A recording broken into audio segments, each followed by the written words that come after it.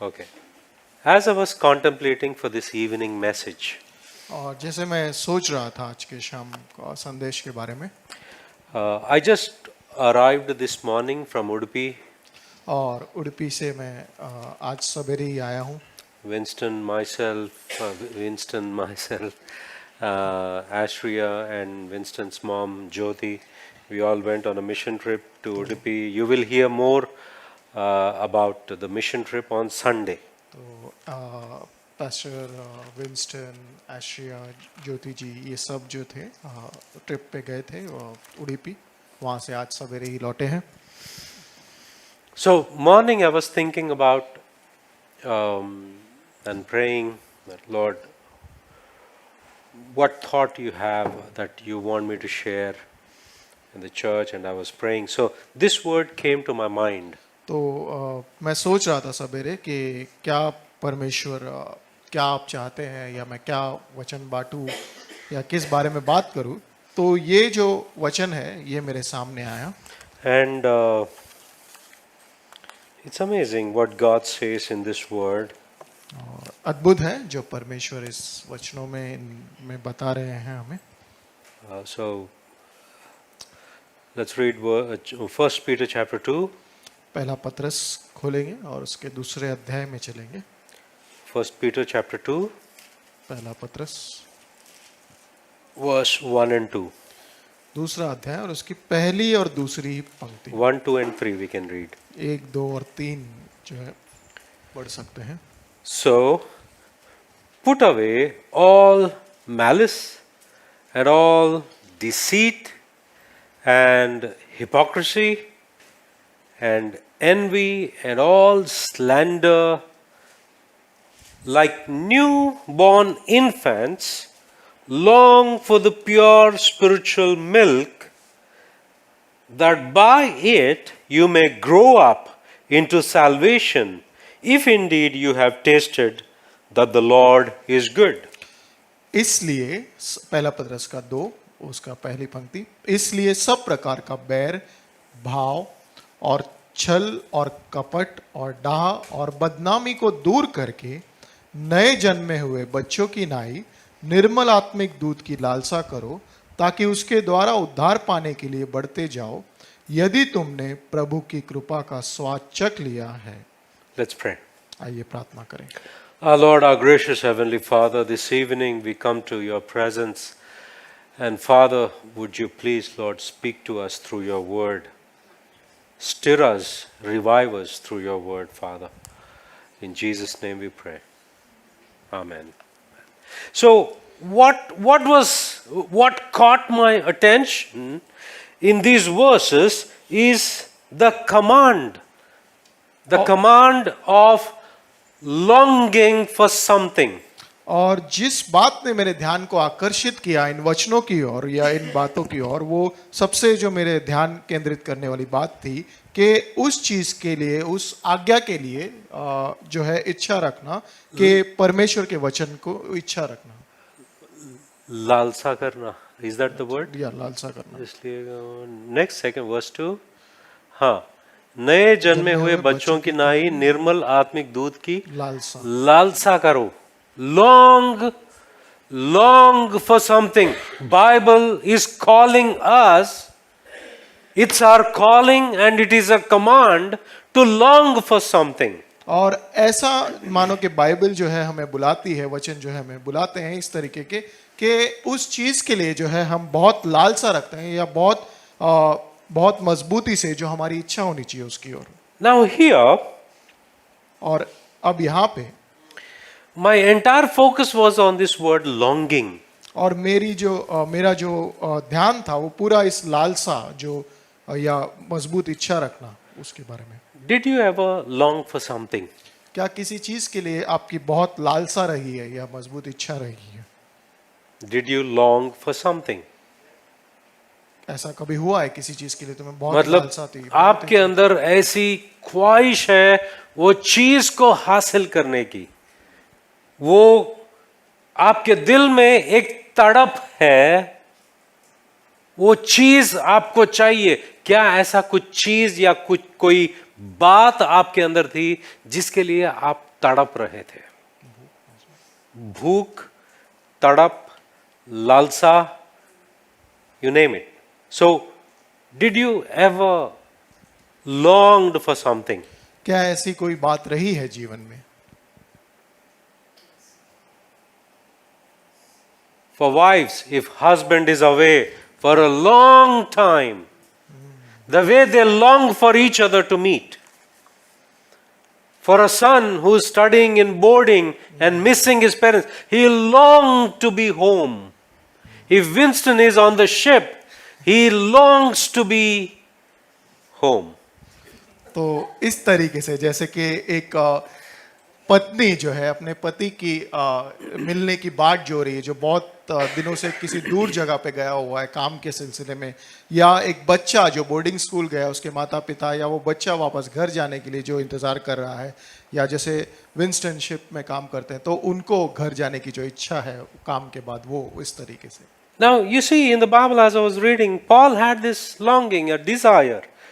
Let's open to Romans chapter 7, verse 22. तो Romeo के 7 की ओर चलते हैं और वहां से 7 का 22. 7 का 22 और वहां It says, "For I delight in the law of God in my inner being." वो कहता है क्योंकि मैं भीतरी मनुष्यत्व से तो परमेश्वर की व्यवस्था से बहुत प्रसन्न रखता हूं, मगर यहाँ पर तो चाहत, डिलाइट और प्रसन्नता. And Job chapter 23 verse 12. और अय्यूब का 23:12 I have treasured his word, the words of his mouth, more than my necessary food. अय्यूब कहता है उसकी आज्ञा का पालन करने से मैं ना हटा और मैंने उसके वचन अपनी इच्छा से कहीं अधिक काम के जानकर सुरक्षित रखे हैं. Psalm 19:10. और भजन संहिता का 19:10 कहता है. Psalm 19:10 says,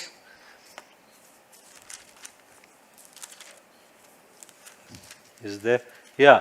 More to be desired are they than gold, yes, than much fine gold, sweeter also than honey and the droppings of honeycomb. There are two things in this verse. Yes. और दो चीजें हैं जो यहाँ पे बताई गई है. वचन कहता है वे तो सोने से और बहुत कुंदन से भी बढ़कर मनोहर है, मधु से और टपकने वाले छत्ते से भी बढ़कर मधुर है. Here you see, one thing is very costly and precious, that is gold. Another thing is very sweet और to be experienced. दो चीजें हैं जो बताई जाती है. एक जो है बहुत ही मूल्यवान वस्तु या धातु कहा जाता है जिसको सोना या बहुत ही मूल्यवान जो कुंदन रहते हैं, और दूसरी चीज जो है वो बहुत ही मीठी चीज या भूख के लिए या भोजन के लिए जो इस्तेमाल की जाती है. And Psalm 40 verse 8. और भजन संहिता का 40:8 कहता है. What it says? क्या कहता है? It says, I delight to do your will, O my God. Your law is within my heart. वो कहता है परमेश्वर तेरी इच्छा पूरी करने से मैं प्रसन्न हूँ और तेरी व्यवस्था मेरे अंतःकरण में बनी है. And we have spent a whole chunk of year meditating on Psalm 119. और हमने जो है एक पूरा मानो एक साल और बहुत से समय बिताए हैं भजन संहिता 119 के बारे में बताने के It लिए. repeatedly says, I love your law. I delight in your law. I rejoice in your law. वो कहता है बार बार उस भजन संहिता में कि कितना मैं प्रसन्न होता हूँ तेरे नियमों से, कितना मैं उसकी इच्छा रखता हूँ, कितना जो है मुझे उसकी जो है उससे प्रेम है उस व्यवस्था से. Now coming to this particular word, longing, desiring for God's word. ये जो लालसा है या इच्छा रखना, मजबूत इच्छा रखना या भूख रखना, इस शब्द की ओर आते हुए वापस When I looked at the Greek word, जो मैंने यूनानी शब्द देखा इसके लिए, epipotheo, एपिपोथियो जो it's a शब्द है, verb. और ये जो है एक क्रिया है, माने To कार्य करना, desire, to crave, to long. माने जिसमें हम कार्यशील होता है या एक व्यक्ति कुछ करता है, वो इस तरीके से है कि मैं जो है उसका इंतजार कर रहा हूँ, बाट जो रहा हूँ, या फिर उसके लिए बहुत देर से जो है रुका हुआ हूँ. उसके crave as in crave को क्या कहते हैं? किसी के लिए चाहत, बहुत सारा चाहत रखना. Yeah, tadap is the right word, I feel. So now when we look at this word, जब वचन की ओर देखते हैं, look at this particular word, longing. ये शब्द की ओर जब हम देखते हैं, ये जो शब्द लालसा या जो तड़प, The same word is used in the Greek Old Testament Septuagint for Psalm 42 verse 1. और यूनानी का जो पुराने नियम के जो बातें हैं उसमें लिखा गया है। अगर हम यही शब्द को देखते हैं, पुराने नियम जो यूनानी भाषा में लिखा गया है, यही शब्द वहां पर इस्तेमाल किया है। कहां पर? Psalm 42 verse 1. What does it say? Psalm 42 verse 1, it says, as the deer pants after water, so pants my soul after you, O God. तो वो जैसा कि हिरनी नदी के जल के लिए हाफती है, वैसे ही परमेश्वर में मैं तेरे लिए हाफता हूँ। क्या आप परमेश्वर के वचन के लिए हाफते हो? Do you crave for God's word? Do you crave for God's word? Do you crave for God's word? So, this word longing, ये जो शब्द है, like all the in various verses we have seen that at various times, whether you talk about Paul, whether you talk about the psalmist, whether you talk about Job in the Old Testament and in the New Testament, God's word was desired by people. और अगर आप Paul की बात करें या अलग अलग लोगों के बारे में बात करें, जिसके बारे में हमने बात की, दाऊद के बारे में और पतरस का भी, तो इन सब का जो इच्छा है वो परमेश्वर के वचन के लिए एक बहुत ही तीव्र और मजबूत इच्छा है। And this word is used at least 9 times in the New Testament. नए नियम में इस शब्द का, जो हम शब्द के बारे में बात कर रहे हैं, उसको 9 बार जो है इस्तेमाल For किया है। example, in Romans chapter 1 verse 11, Paul says, I long to see you people. और जब रोमियो के 1:11 में वो कहता है कि मैं बाट जो रहा हूं कि मैं तुम लोगों से मिलूं, इंतजार कर रहा हूं तुम्हारे And मिलने। Paul says in 2 Corinthians chapter 5 verse 2, I long to experience in the heaven. और I long for heaven. दूसरा कोरिन्थियों 5:2 में जब पौलुस कह रहा है कि मैं जो है इंतजार कर रहा हूं उस दिन के लिए जब मैं स्वर्ग में रहूंगा या स्वर्ग में जाने के लिए। In 2 Corinthians and Philippians, Paul constantly say, I long to have that fellowship with you. और दूसरा कोरिन्थियों में, फिलिपियों की किताब में जब वो कहता है उन लोगों से कि मैं इंतजार कर रहा हूं या मैं उस दिन का बहुत बेसब्री से इंतजार कर रहा हूं कि मैं तुम्हारे साथ रहूं। Now, when we look at 1 Peter chapter 2 और पहला पत्रस 2 की ओर जब हम बात कर रहे हैं, and verse 1, 2 and 3, जब वो पहली 3 पंक्तियों के बारे में, Peter is demanding and commanding such a longing from our end towards God's word. और पत्रस यही चाहता है या पत्रस ये आज्ञा दे रहा है कि हमारी इस तरीके की ही जो है इच्छा और जो मजबूत इच्छा या तीव्र इच्छा या So भूख Peter has this. When he uses that word, he wanted the believers to crave. It reflects, this word reflects intensity of that longing. और वो भूख, वो कहता है कि तुम्हें जो है वो भूख होनी चाहिए वैसे वचनों के लिए, और ये बात वो बताती है कि किस तरीके का जो है गहराई है इस वचन के प्रति या ये जो परमेश्वर का Interestingly, बातें हैं। what he says is that what are we supposed to long for? और वो कहने की कोशिश जो ये कर रहा है, दिलचस्प बात ये है कि किस बात के लिए तुम्हारी ये भूख या इच्छा होनी चाहिए, उसके लिए जो कि आत्मिक दूध है, निर्मल आत्मिक दूध है। When he uses the word pure, और जो निर्मल या पवित्र शब्द इस्तेमाल किया गया है वहां पे, शुद्ध। when I was in my village, जब मैं गांव में था, we used to take milk out of the buffaloes. और जो जानवरों से जो दूध निकाला जाता था, भैंस से या गाय से, जानवरों से मत बोलो, भैंस, पशु पशु भैंस, ठीक है।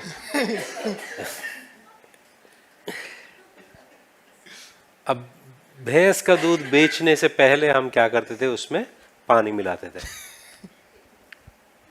वो सब मिलाते हैं क्या, मेरे को देख रहे हो, सब मिलाते हैं। So we used to add milk, water in the milk. Then we used to sell. फिर उसे बेचने के लिए जाते थे। Was it pure milk? क्या वो शुद्ध दूध कहा We जाएगा? added water to it. हमने उसमें पानी मिलाया Water was never in those villages not pure, but still it was okay. और पानी जो है वैसे भी शुद्ध नहीं था वहां पे, तो भी फिर भी हम मिलाते थे उसमें। In the in the train, और वो जो ट्रेन्स में they sell chai. वो जो चाय बेचते हैं, उनकी हिम्मत देखो, उसको चाय बोलते हैं।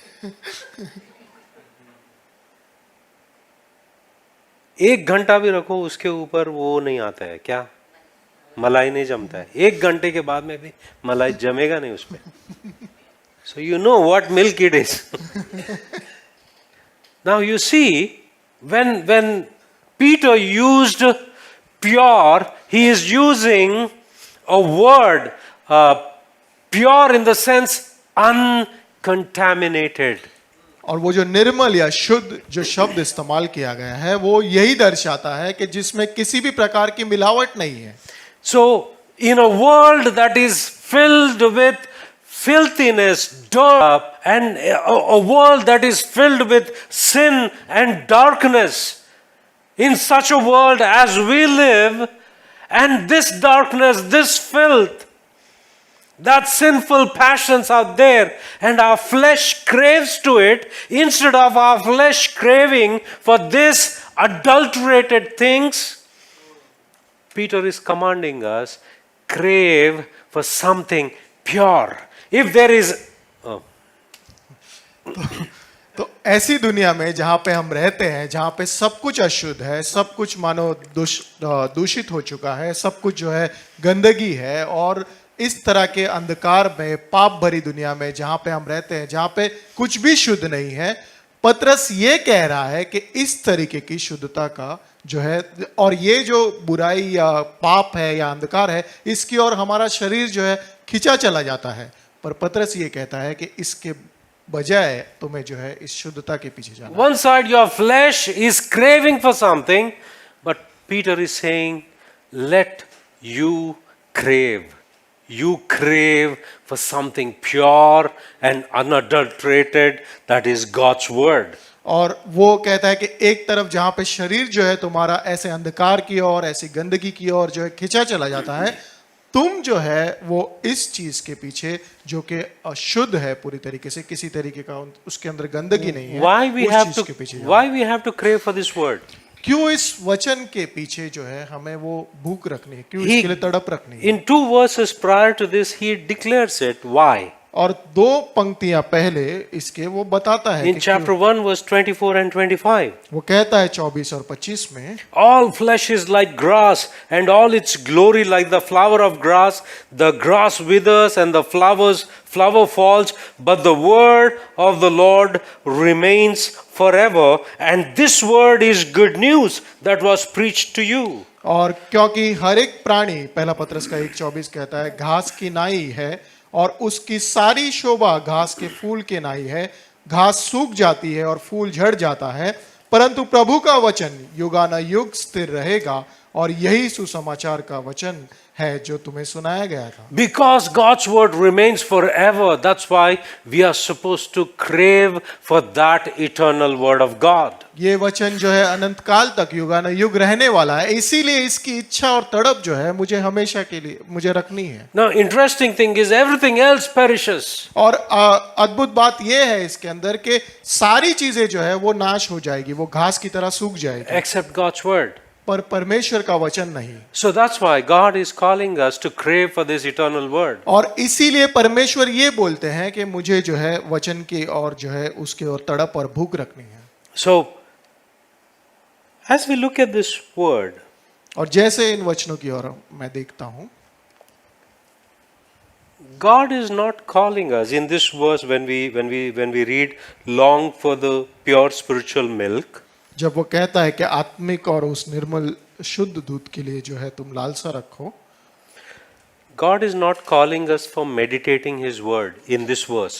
इस वचन में जो है या यहाँ पे खास करके इस पंक्ति में वो जो है मनन के बारे में बात नहीं कर रहा है। कैसे?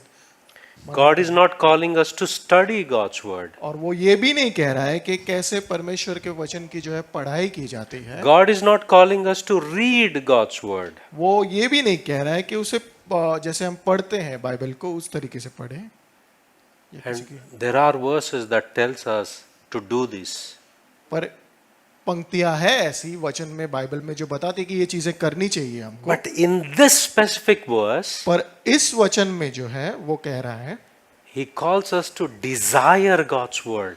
वो ये कह रहा है कि उस वचन के लिए जो है भूख रखो। When you desire God's word, that becomes foundational element for meditation, study and reading. जब उसके लिए वो तुम्हारे अंदर भूख होगी, तड़प होगी, तो वो तुम्हारी नींव बन जाएगा मनन के लिए, पढ़ने के लिए और उसकी पढ़ाई करने के लिए। There are so many people who are trying to read God's word, meditate God's word and study God's word without longing for God's word. और कई लोग हैं ऐसे जो मनन करना चाहते हैं, उसको सीखना चाहते हैं, उसको पढ़ना चाहते हैं, बिगर इसके कि उनके अंदर कोई भूख या इच्छा है उसके लिए। When the fundamentals are not right, the practices that you do, they profit you nothing. जब तुम्हारी नींव या तुम्हारी शुरुआती बातें ही सही नहीं है, तो तुम आगे जो कर रहे हो उसका परिणाम सही नहीं होगा। So that's why desiring God's word becomes the foundation for our study, our reading and our meditation. और जब तुम्हारी इच्छा जो है वो जो तुम भूख रखते हो वो नींव बन जाती है, तो वो आगे चल के जो है तुम्हारे पढ़ने के लिए, मनन करने के लिए और ध्यान देने के लिए काम आती है। God is not calling us to preach God's word. वो ये नहीं कह रहे कि तुम आके प्रचार करो परमेश्वर। God is not calling us to teach God's word. वो ये नहीं कह रहे कि तुम आके सिखाओ परमेश्वर के वचन। God is not calling us to search the scriptures like Bereans. और वो जो बेरिया के लोग जैसे करते थे कि उन वचनों की ओर खोजो कि क्या-क्या लिखा है उसमें। We all should be doing those things. ये सब करना है But उचित। this verse is calling us to long, to develop, cultivate that desire for God's word. पर ये वचन जो कह रहा है वो ये है कि मुझे एक तीव्र इच्छा, एक भूख, एक तड़प रखनी है परमेश्वर के वचन की ओर। If this is in place, अगर ये सही है तुम्हारा ये शुरुआत, all other things fall into place. तो फिर वो बाकी चीजें जो तुम करने जा रहे हो वचनों के साथ वो सही बैठेगी। The longing for God's word. वो जो इंतजार है तुम्हारा, वो भूख है, वो तड़प है, वो सही हो। And interestingly, it's a command, not a suggestion. और अद्भुत बात ये है कि ये एक आज्ञा दे रहा है पतरस तुम्हें, वो तुम्हें एक निवेदन नहीं कर रहा, तुम्हारे से विनती नहीं कर रहा, पर वो तुम्हें कह रहा है कि तुम्हें ये करना ही होगा। It's not an opinion. और एक सुझाव नहीं है तुम्हारे लिए, It's the command. और ये तुम्हारे लिए एक आज्ञा है। And secondly, और दूसरा, this should be the singular, the analogy that is used. It is so singular in nature. I'll tell you why and how. और ये जो उदाहरण इस्तेमाल किया गया है वहां पे वो इतना या एक दृष्टांत इस्तेमाल किया गया है। दृष्टांत इस्तेमाल किया गया, वो इतना इतना एक Singular in the sense, it will be clear to you. Babies don't cry for clothes. और बच्चे जो है नवजात शिशु जो है वो कपड़ों के लिए नहीं रोते। Babies don't cry for anything else. वो और किसी बात के लिए उनको रोना नहीं आता है, वो रोते नहीं। They have a singular purpose in their mind is they cry for milk. और That's the one thing that makes you intolerable to their cry. It's like, usko jo chahiye de do. I just don't want it. You put the bottle in the mouth, they are drinking. Do they ask anything else for you? They don't ask anything. Milk, they are sorted. और नवजात शिशु जो है वो और किसी चीज के लिए तुमसे जो है इच्छा नहीं रखता, वो और किसी बात के लिए रोता नहीं, वो सिर्फ और सिर्फ उस दूध के लिए रोता है। वो जैसे ही तुम उसे वो दूध देते हो वो चुप हो जाता है। And a believer's craving should be singular, and what is that? It is God's word. और एक विश्वासी के लिए भी इसी तरह की एक ही इच्छा और एक ही भूख होनी चाहिए, वो है परमेश्वर के वचन के लिए। Are you with me? समझ रहे हैं आप? Craving and longing for God's word. इंतजार करना, भूख रखना परमेश्वर के वचन की। Do you know why? जानते हो क्यों?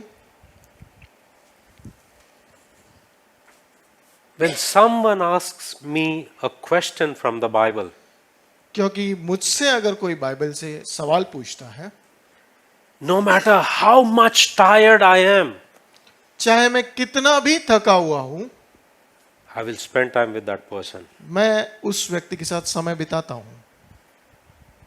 No matter who it is, चाहे वो कोई भी हो, if that person shows hunger for God's word, wanting to know, they will have all my attention. और अगर उसके अंदर भूख है, वो जानना चाहता है या कुछ पूछना चाहता है वचन के द्वारा, तो मैं उसे जो है अपना ध्यान देता हूं।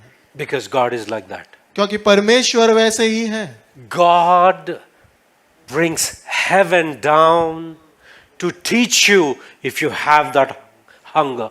अगर तुम्हारे अंदर वो भूख है, तो परमेश्वर पूरा स्वर्ग जो है तुम्हारे लिए नीचे लेके आते हैं, And He will teach you.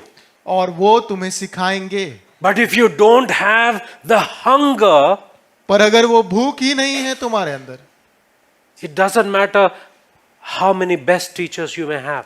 चाहे कितने भी अच्छे टीचर्स हो तुम्हारे, Are you with me? समझ रहे हो? You know, if I bring a glass of water, here is the water. Who needs this? The one who's thirsty, right? अगर मैं ये पानी रखूं यहाँ पे और वो किसको जरूरत है मैं पूछूं, तो वो जो प्यासा है उसे ज्यादा जरूरत है। In the same way, the one who is hungry for God's word, और वैसे ही वो जो भूखा है परमेश्वर के वचन के लिए, God knows to satisfy that person. वो परमेश्वर जानते हैं कि उसे संतुष्ट कैसे And they करना है। keep growing in maturity. और वो परमेश्वर की परिपक्वता में बढ़ते रहते हैं, And God teaches them, God teaches them, God teaches them. और इन बातों में परमेश्वर उन्हें सिखाते रहता है, सिखाते रहता है, सिखाते रहता है। What is it? Why I don't have this desire? क्या Have you है, ever questioned this? Why I don't have this longing? क्या है ये? क्यों मुझे इसकी इच्छा नहीं है या इसकी भूख नहीं है? कभी सवाल किया है इसके? Did you ever reason?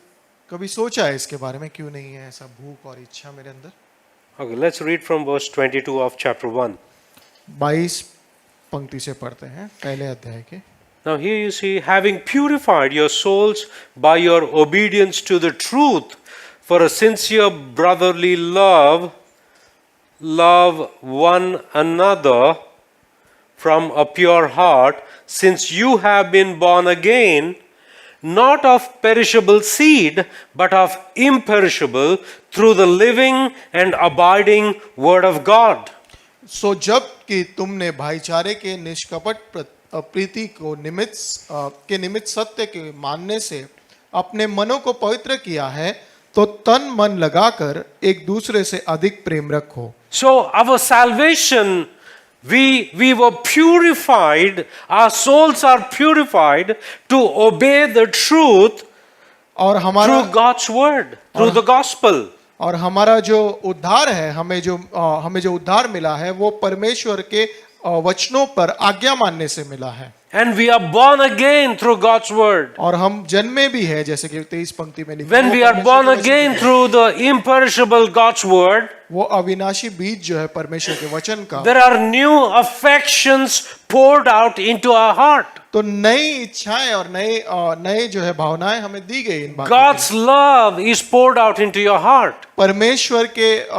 परमेश्वर का प्रेम तुम्हारे हृदय में उंडेला गया है। So you start calling God Abba Father. तो तुम जो है परमेश्वर को अपना अब्बा और पिता कह के पुकारते हो। You don't know why, but you go to the presence of God and you start crying. और तुम जो है तुम जानते नहीं हो, पर तुम परमेश्वर की उपस्थिति में जाते हो और आंसू निकलने लगते हैं तुम्हारे। That's an affection. और ये जो है तुम्हारा एक भाव है परमेश्वर के प्रति। When you were regenerated, जब तुम्हारा जो है पुनर्जन्म हुआ, when you are born again, परमेश्वर में जब तुम नए सिरे से जन्मे there हो, are new affections already planted in your heart. तो वो जो बीज जो है नई भावनाओं के वो दे दिए गए तुम्हें, And love for God's word is already planted in your heart. और परमेश्वर के लिए जो प्रेम है उसका भी बीज जो है तुम्हारे मन में डाल दिया गया। But do you know what clogs it? पर जानते हो उस बात को, कौन सी बात जो है उसके लिए रुकावट बनती है? Sin and distractions. और पाप और जो ध्यान भटकाने वाली बातें हैं। You know why?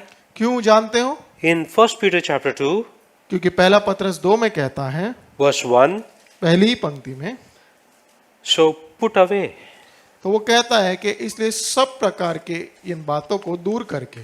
You see, put away and crave are two standing in contrast. और तुम देख रहे हो इस बात को कि एक बात की इच्छा रखना और एक बात को दूर रखना, ये दोनों जो है एक दूसरे के विपरीत है। विपरीत है। You need to put away something. तुम किसी बात को जो है दूर रख रहे हो, रखना चाहिए. रखना चाहिए। So put away. What to put away? क्या बात को दूर रखना है? All malice. वो कहता है वहां पे कि सब प्रकार के बैर भाव। Bear.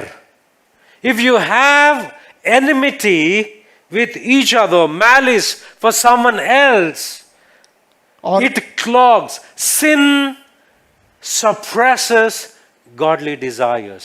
और पाप जो है या बैर भाव जो है किसी के प्रति तुम्हारा जो है झगड़ा है, वो जो है परमेश्वर के प्रति जो इच्छा रखना है उसको रोकता है, उसके लिए record. Sin will kill your spiritual appetite. पाप जो है तुम्हारा जो आत्मिक भूख है उसको मार देगा। That's why Peter, before he could use the word desire and crave for God's word, he rightly instructs, first put away something from your life. और जैसे कि पतरस पहले कह रहा है, ये कहने से पहले कि तुम जो है परमेश्वर के वचनों की भूख रखो, उसके पहले वो ये कहता है कि इन बातों को दूर करो। So put away all malice सारे प्रकार के बैर भाव वो कहता है, and all deceit, और वो कहता है छल कपट, chal, deception, dhoka. Sometimes we deceive our own selves. कभी कभी हम अपने आप को ही धोखा दे रहे हैं। Not necessarily we might be deceiving someone else. किसी और को धोखा देने की बात नहीं, We might deceive ourselves with lies. और किसी और को किसी तरीके के झूठ से हम अपने आप को धोखा दे रहे हैं। Maybe a person like me think I know everything. शायद मेरे जैसा व्यक्ति ये सोचता है मुझे तो सब पता है। God stops teaching. परमेश्वर ऐसे लोगों को बताना बंद कर देता है। You know everything? तुझे सब पता है, ठीक है, कोई बात नहीं। Deception, ये छल, धोखा, hypocrisy, कपट, hypocrisy, nakab. We are one thing inside. We show ourselves as something else outside. मैं अंदर से कुछ और हूँ, बाहर से लोगों को कुछ और दिखाता हूँ। अपने Envy, डाह करना या जलन, ईर्ष्या, looking at other people दूसरों को देखकर and not tolerating them, having envy और उनकी ओर जो है इस तरीके से भाव रखना कि मैं and जलन, spoiling their name or degrading them or throwing mud on their character. और उनका नाम बिगाड़ना, उनका जो है उनकी पीठ पीछे बातें करना, उनको जो है इस तरीके से उनके नाम को गिराना, And many things, even in the parable of the sower, और जब वो बीज बोने वाले का दृष्टांत है जहाँ पे सुसमाचार, the cares of the world became thorns to push that God's word so that it won't grow. तो वो जो झाड़ियाँ और अलग अलग तरह के पौधे हैं वो उस वचन को बढ़ने से जो है रोकते हैं, वो जो दुनियावी बातें हैं वो इस चीज So that it won't become fruitful. ताकि वो फलदायी ना हो सके। Do you see the reason why Peter says that put away all these things? तो देखते हो इस बात को कि कैसे पतरस जो है ये कह रहा है कि इन बातों को दूर कर दो, Because these are clogging that desire. These are suppressing, killing your spiritual appetite. वो कह रहा है कि क्योंकि यही बातें जो है, ये इस तरीके की बातें जो है वो रुकावट बनती है तुम्हारी इच्छा को जगाने से, या तुम्हारा जो आत्मिक भूख है उसको मारती है। So put away things. तो इसे जो है दूर करो। once you start putting away things, तुम इन चीजों को दूर करना शुरुआत करते हो, at least you recognize them उन्हें जान तो लो, कम से कम and, जान लोगे and come to the presence of God and say, I have these things in my heart, and Lord, I want to put away these things. और तुम परमेश्वर के सम्मुख आओ इन बातों को लेकर और कहो कि प्रभु मेरे अंदर ये चीजें हैं, मैं जानता हूं, मुझे इससे दूर करने में, दूर हटने में मदद करो। As these things keep going, the desire for God's word keeps increasing, and the word comes in and the flesh goes out. और वो जो है जैसे जैसे तुम जो है इन बातों को दूर करते रहते हो अपने आप से, परमेश्वर के प्रति तुम्हारी इच्छा, उनके वचनों के प्रति जो इच्छा है, वो भूख जो है बढ़ते रहती है, और तुम्हारा शारीरिक बातें दूर होती रहती है और आत्मिक बातों में तुम बढ़ते रहते हो। Number one, पहली चीज जो है तुम्हें दूर करना है, put off things that God doesn't like in your life. दूर करना उन चीजों को जो परमेश्वर को पसंद नहीं है तुम्हारे जीवन में। Like how many times Paul says in Ephesians, in Colossians, in Philippians, put off your old cloth. और किन कैसी हर एक जगहों पे जैसे पौलुस कहता है इफिसियों में, कोलोसियों में, कि पुराने वस्त्र जो है उतार फेंको। Second, दूसरा, admit the need through cry. Like a baby admits the need by crying out, so we cry to God, God, I need your word in my life. स्वीकार करो, या जैसे वो बच्चा स्वीकारता है, रोता है कि मुझे यही चीज चाहिए, वैसे परमेश्वर की ओर वो स्वीकारो और उस बात को कहो कि प्रभु मुझे तीव्र इच्छा चाहिए, मुझे ये मजबूत इच्छा चाहिए तुम्हारे वचन। Third thing, तीसरी चीज, what I see here, that pursue to grow. और तीसरी बात जो देखता हूं कि आगे बढ़ो परमेश्वर के अंदर जो है बढ़ने के लिए। मतलब वो परमेश्वर में बढ़ने की जो बात है उसका पीछा करो। अच्छा करो। जैसे कि एक हंटर को क्या कहते हैं, शिकारी। जैसे एक शिकारी हिरण के पीछे उसको शिकार करने के लिए पुराने जमाने में जाता था अब नहीं। अगर आप जाओगे तो लोग तुम्हारे पीछे पड़ेंगे, मगर पुराने जमाने में लोग जिस तरह से दौड़ते थे, भागते थे, जब तक उसको हासिल ना करते वो चुप नहीं रहते, क्योंकि उनके अंदर उनका जरिया सिर्फ वही था। In the same way, pursue spiritual growth. तो उस तरीके से जैसे वो शिकारी उस शिकार के पीछे भागता है, तो वैसे ही तुम्हें जो है भागना है इन बातों के पीछे, परमेश्वर में बढ़ने के पीछे। वैसे ही Why we should pursue growth? क्यों इस चीज के पीछे भागना है? Only that person who thinks that he is already grown, is perfect, won't look for growth. सिर्फ वही व्यक्ति जो कि ये सोचता है कि मैं बढ़ चुका हूं, अब मुझे जो है जरूरत नहीं इन बातों की, वही इन बातों का पीछा नहीं करता। But if you think पर अगर तुम ये सोचते हो that you need to grow कि तुम्हें बढ़ना है and you need to grow, और तुम्हें you और बढ़ना है, will crave for God's word. तुम जो है भूख रखोगे परमेश्वर के वचन की।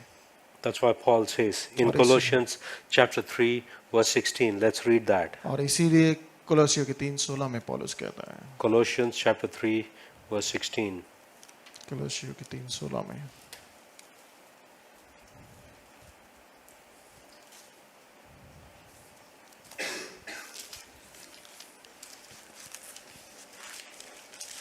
It says,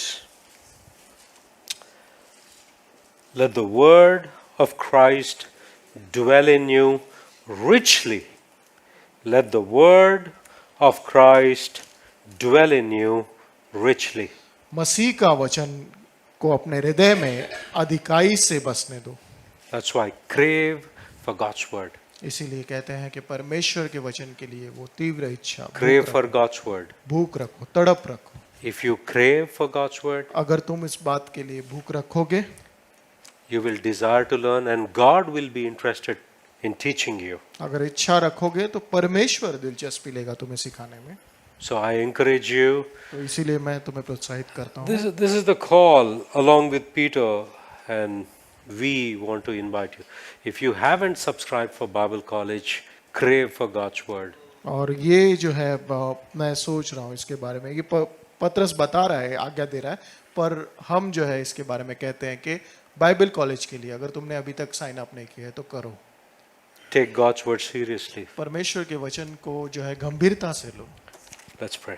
आइए प्रार्थना करें।